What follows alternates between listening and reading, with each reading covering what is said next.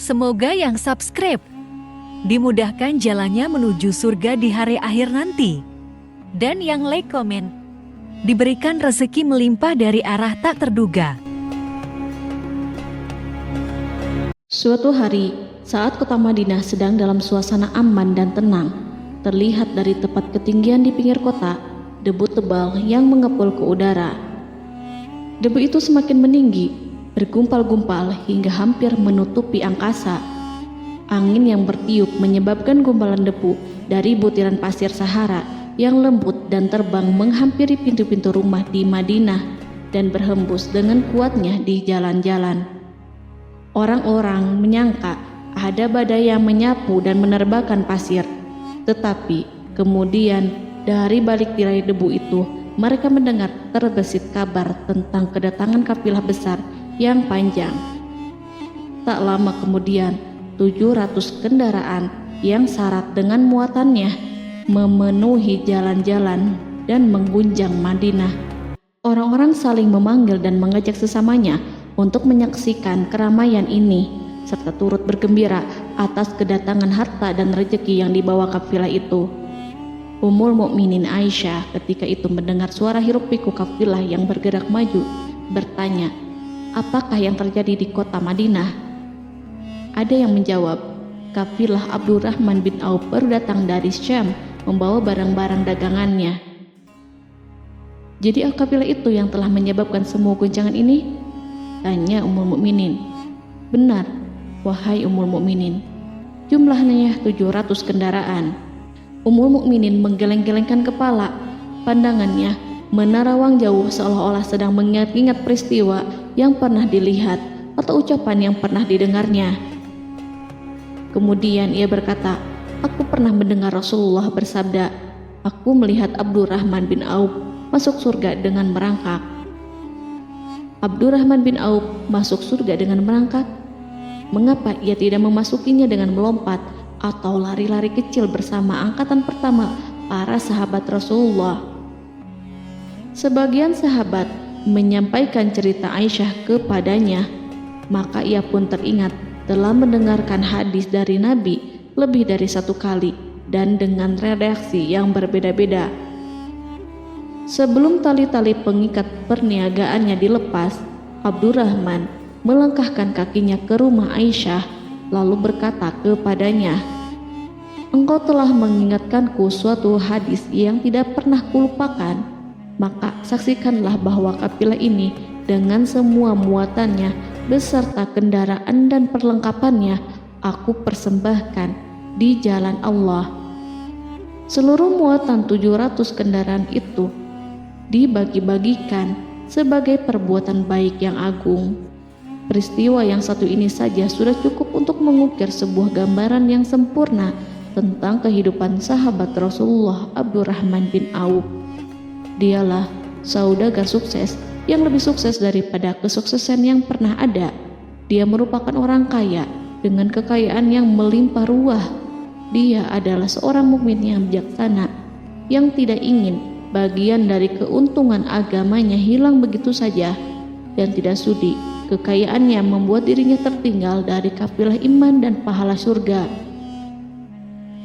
Untuk itu, ia mendermakan harta kekayaannya dengan kemurahan hati dan kesadaran nurani.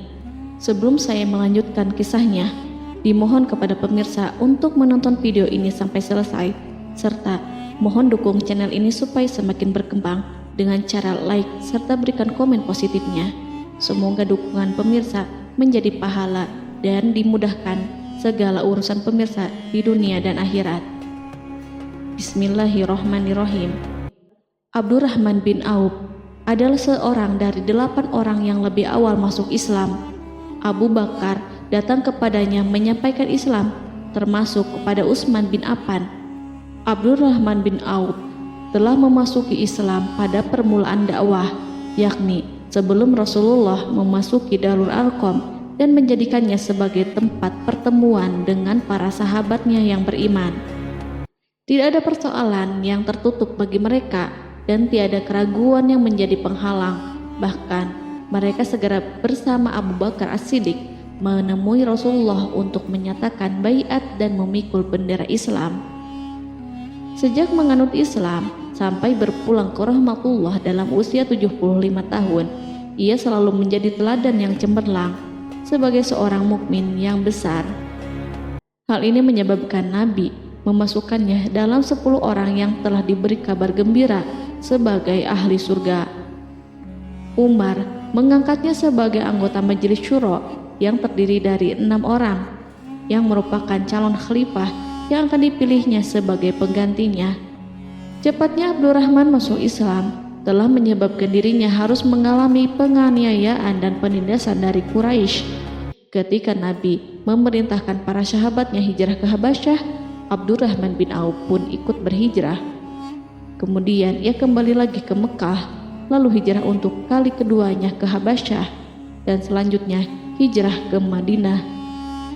Keuntungannya dalam perniagaan sangatlah besar, hingga mencapai batas yang membuat dirinya merasa takjub dan heran, sehingga ia berkata, "Sungguh aku melihat diriku ini, seandainya mengangkat batu, niscaya aku temukan emas dan perak di bawahnya." Perniagaan bagi Abdurrahman bin Auf bukanlah jenis perdagangan yang tercela maupun monopoli.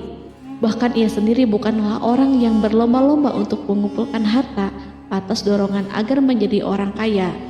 Sekali-kali bukan itu, melainkan suatu amal dan kewajiban yang keberhasilannya akan menambah kedekatan jiwa kepada Allah dan berkorban di jalannya. Abdurrahman bin Auf adalah seorang yang kuat emosi jiwanya, di mana ia menemukan kepuasan emosinya itu dalam amal yang mulia. Apabila ia tidak sedang sholat di masjid dan tidak sedang berjihad dalam peperangan, ia pasti sedang mengurus perniagaannya yang berkembang pesat. Sehingga kafilah-kafilah dari Mesir dan Syria membawa ke Madinah barang-barang muatan yang dapat memenuhi kebutuhan seluruh jazirah Arab, baik pakaian maupun makanan. Ia menunjukkan kepada kita bahwa seorang yang kuat emosi jiwanya adalah ketika kaum muslimin hijrah ke Madinah. Rasulullah pada waktu itu menerapkan aturan untuk mempersaudarakan 2 orang sahabat, salah seorang dari muhajirin warga Mekah dan yang lainnya dari Ansor penduduk Madinah. Persaudaraan ini berjalan dengan sempurna hingga membuat hati terpesona. Orang-orang Ansor yang merupakan penduduk asli Madinah membagi seluruh kekayaan miliknya menjadi 2 dengan saudaranya dari kalangan muhajirin. Bahkan istri pun direlakannya. Ketika itu Rasulullah mempersaudarakan antara Abdurrahman bin Auf dengan Sa'ad bin Rabi. Sa'ad bin Rabi berkata kepada Abdurrahman, "Saudaraku, aku adalah penduduk Madinah yang paling banyak harta. Silahkan pilih separuh hartaku dan ambillah. Aku juga mempunyai 2 istri. Perhatikanlah yang lebih menarik hatimu, dan aku akan menceraikannya sehingga engkau dapat memperistri dirinya." Abdurrahman bin Auf pun menjawab, "Semoga Allah memberkahi dirimu dalam istri dan hartamu. Tunjukkanlah kepadaku letak pasar." Abdurrahman pergi ke pasar. Ia berjual beli di sana dan mendapatkan keuntungan.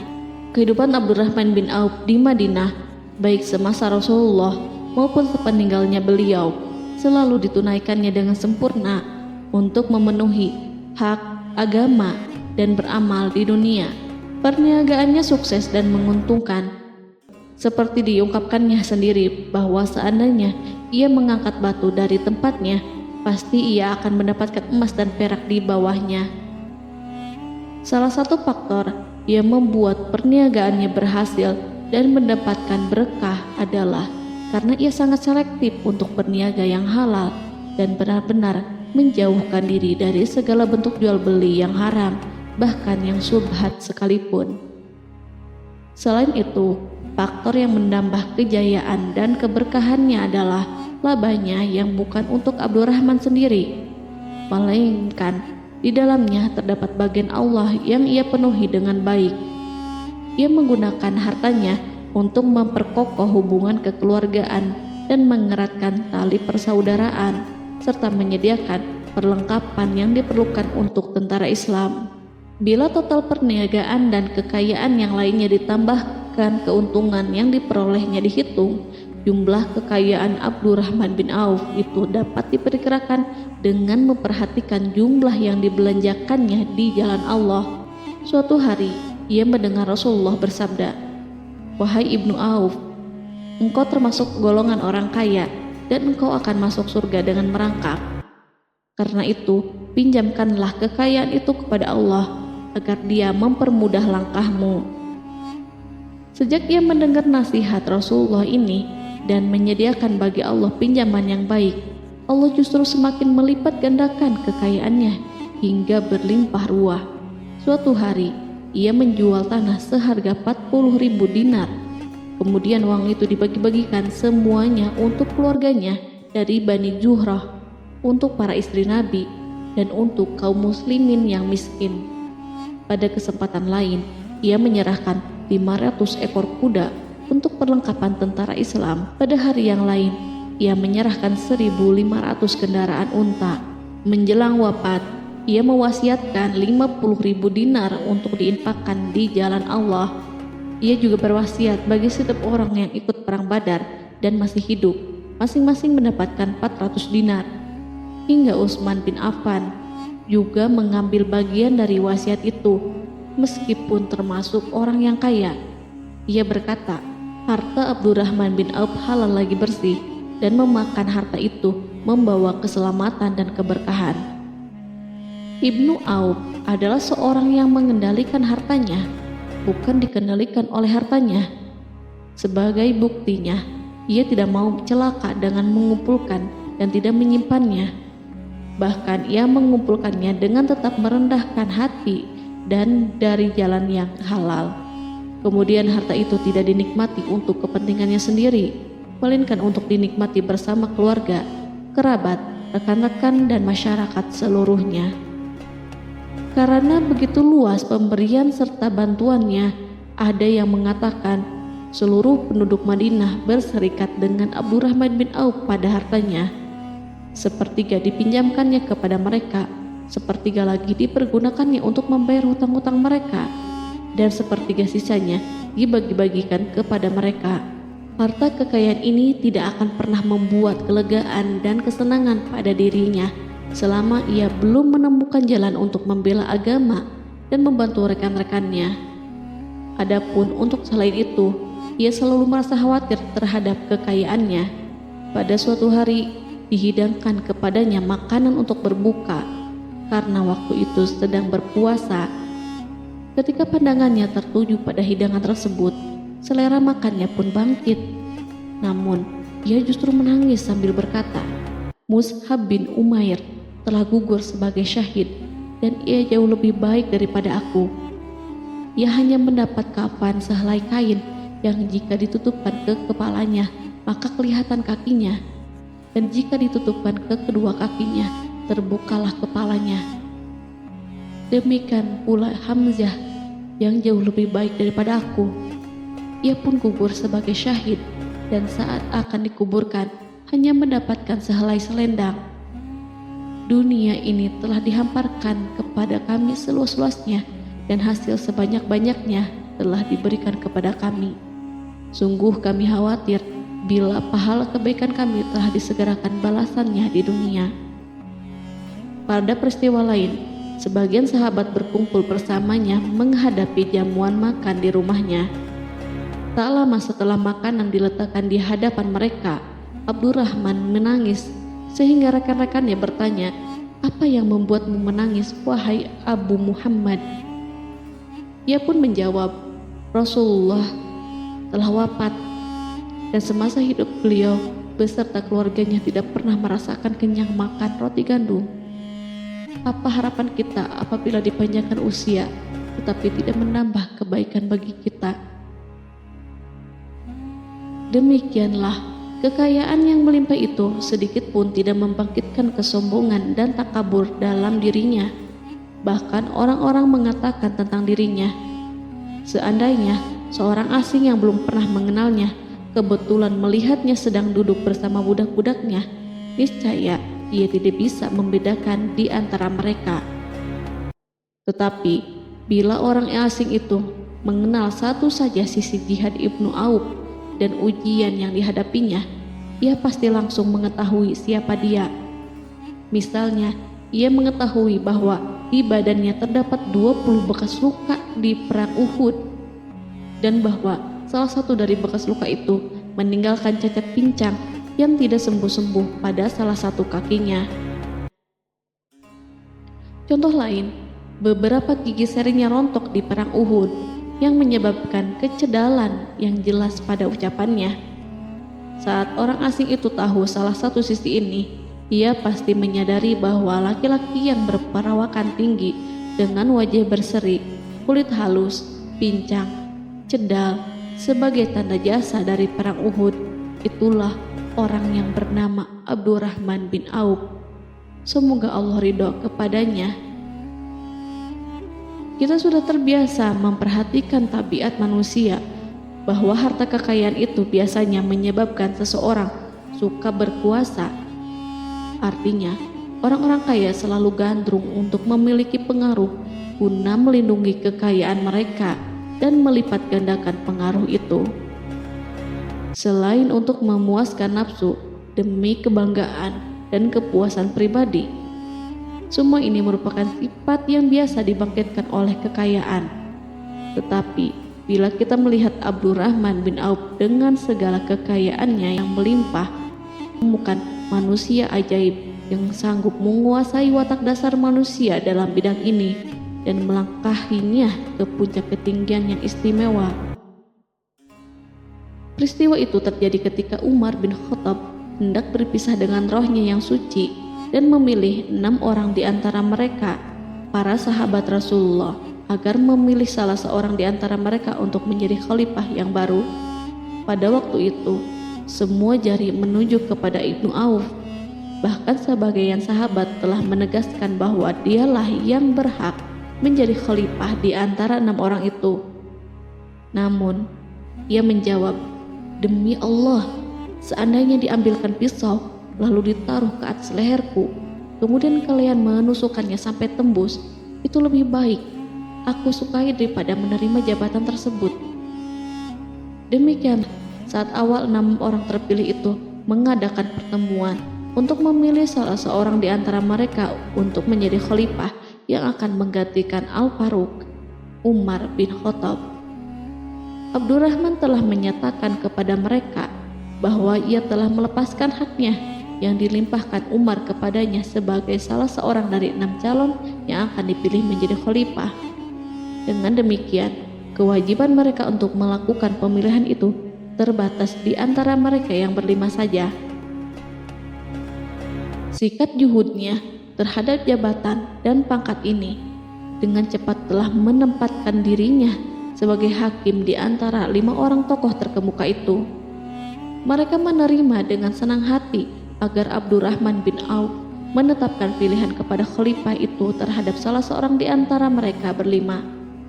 Ali mengatakan, "Aku pernah mendengar Rasulullah menyifatimu bahwa engkau adalah orang yang dipercaya oleh penduduk langit dan dipercaya pula oleh penduduk bumi."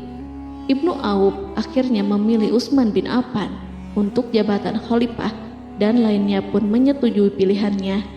Itulah hakikat seorang laki-laki yang kaya raya dalam Islam. Apakah Anda telah memperhatikan bagaimana Islam telah mengangkat dirinya jauh di atas kekayaan dengan segala godaan dan penyesatannya itu, dan bagaimana ia menempa kepribadiannya dengan sebaik-baiknya? Pada tahun 32 Hijriah, tubuhnya berpisah dengan roh. Ummul Mukminin Aisyah memberinya kemuliaan khusus yang tidak diberikan kepada orang lain dengan memberikan usulan kepadanya ketika ia masih terbaring di ranjang menuju kematian agar bersedia dikuburkan di pekarangan rumahnya berdekatan dengan Rasulullah, Abu Bakar, dan Umar. Namun ia memang seorang muslim yang telah dididik Islam dengan sebaik-baiknya, sehingga merasa malu bila dirinya diangkat dan disandingkan dalam kedudukan tersebut. Selain itu, ia telah membuat janji dan ikrar yang kuat dengan Utsman bin Maz'un, yakni jika salah seorang di antara mereka meninggal sesudah yang lain, hendaklah ia dikuburkan di dekat sahabatnya itu. Saat rohnya bersiap-siap memulai perjalanan yang baru, air matanya meleleh, sedangkan lidahnya bergerak-gerak mengucapkan kata-kata. Aku khawatir dipisahkan dari sahabat-sahabatku karena kekayaanku yang melimpah ruah. Namun, ketenangan dari Allah segera menyelimutinya. Lalu senyuman tipis menghiasi wajahnya disebabkan sukacita yang memberi cahaya dan kebahagiaan yang menenteramkan jiwa. Ia memasang telinganya untuk menangkap sesuatu, seolah-olah ada suara yang lembut merdu yang datang mendekat. Ia sedang mengenang kebenaran sabda Rasulullah yang pernah beliau ucapkan, Abdurrahman bin Auf di dalam surga. Ia barangkali juga sedang mendengarkan janji Allah dalam kitabnya. Orang yang menginfakkan hartanya di jalan Allah, kemudian tidak mengiringi apa yang diinfakkan itu dengan menyebut-nyebut dan menyakiti perasaan penerima, maka memperoleh pahala di sisi Rabb mereka. Tidak ada rasa takut pada mereka dan mereka tidak bersedih hati. Quran Surat Al-Baqarah ayat 262.